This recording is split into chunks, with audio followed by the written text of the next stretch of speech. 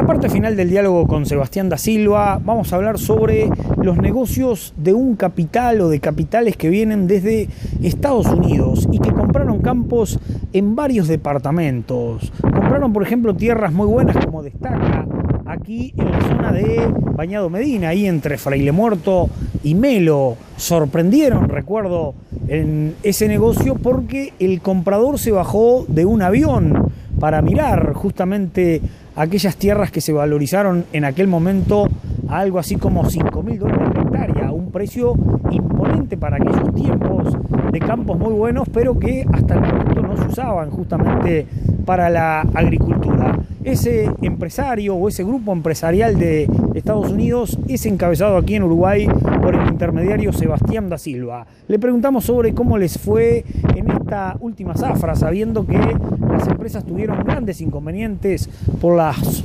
importantes lluvias que cayeron en el Uruguay, pero también por otros motivos. Entre ellos decíamos lo caro que está producir en estos tiempos. Tercera parte con Sebastián da Silva.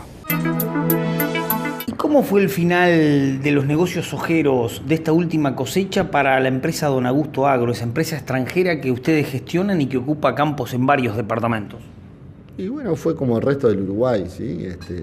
Bastante estresante, la peor zafra por la decepción que nos dio un temporal único que nadie había vivido. En 4 días nos llovieron 1.000 milímetros ahí en abril y nos tiraron 1.000 kilos de soja, entonces lo que nos pasa a todos les pasa al resto de los productores, que una decepción bastante complicada, ¿sí? Vinimos de un enero muy caluroso y seco, un febrero que lo pudo revertir, pero después cuando teníamos todo como para por lo menos remarla, tuvimos 2 alertas rojas y 1.000 milímetros que hacían que en campo de lomada corriera el agua como si fuera una cañada, ¿no? Entonces fue muy difícil, y bueno, eso implicó alguna toma de decisiones, porque los valores tampoco ayudaron, y una reducción del área de soja para esta zafra de cerca del 40%. O sea que perdieron 1.000 kilos por hectárea de promedio. La lluvia nos tiró 1.000 kilos. Sí. ¿En todos los departamentos fue similar la pérdida? Sí. Previsiones de sojas de 3.500 kilos dieron 2.400 kilos. Y veías las chauchas en el piso. Sí. Fueron lluvias muy fuertes, con viento muy complicado. Una verdadera lástima. Y bueno, hay que prever un poquito, la ganadería siempre es un negocio, las áreas de cría de la empresa están siendo cada día más eficientes y bueno, vamos camino a una nueva etapa que tiene sus complicaciones en la transformación de los campos, en la implantación de los verdeos y praderas, etcétera, pero bueno, es un proceso que está decidido hasta tanto y cuanto los valores de los granos estén en estos parámetros. ¿Dónde habían logrado en los últimos tiempos, en estos años de trabajo en la soja, los mejores rendimientos? Se habla habitualmente de las tierras del litoral. Ustedes que están desde el centro hacia el este, ¿lo lograban en Flores, por ejemplo, Florida, o Cerro Largo en algún momento superó en rendimiento? No, Cerro Largo superó. Nosotros estamos ahí en la Laguna del Negro, que sinceramente son unos campazos, y en rendimiento nunca tuvimos problema. Sobre Fraile Muerto, Bañado Medina. Sí, ahí en la Laguna del Negro. Y tenemos problemas logísticos o sobre costos de flete, etcétera, que bueno, con una soja a $350, ponerle $150 por hectárea pensando en una soja de 3.000 kilos al costo es como demasiado arriesgado. Te tienen que andar muy bien las cosas para ganar un poco de plata. Entonces, esos son campos muy respondedores en pasturas y bueno, la opción fue pasarlo toda a ganadería y bueno, sistematizarlo también en el correr de un año y medio, en 2.500 hectáreas tener 4.000 novillos. Eso requiere inversión en infraestructura, en alambrado, en tajamares, en sombra, que no solo nos pasa a nosotros, le pasa a mucha gente que desarmó el área ganadera para plantar soja y ahora se ve en la disyuntiva de que tiene que volver a la ganadería en campos que perdieron el tapiz natural, ¿no? ¿Y esos campos de Fraile Muerto, Bañado Medina, son mejores para la soja que los de Flores, que tienen de repente mucho más cartel?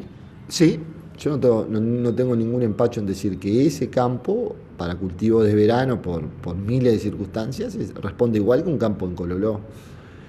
Temperatura del suelo, lluvias son más regulares, hay un microclima. El problema no es el campo, el problema es la parte logística y en gran parte también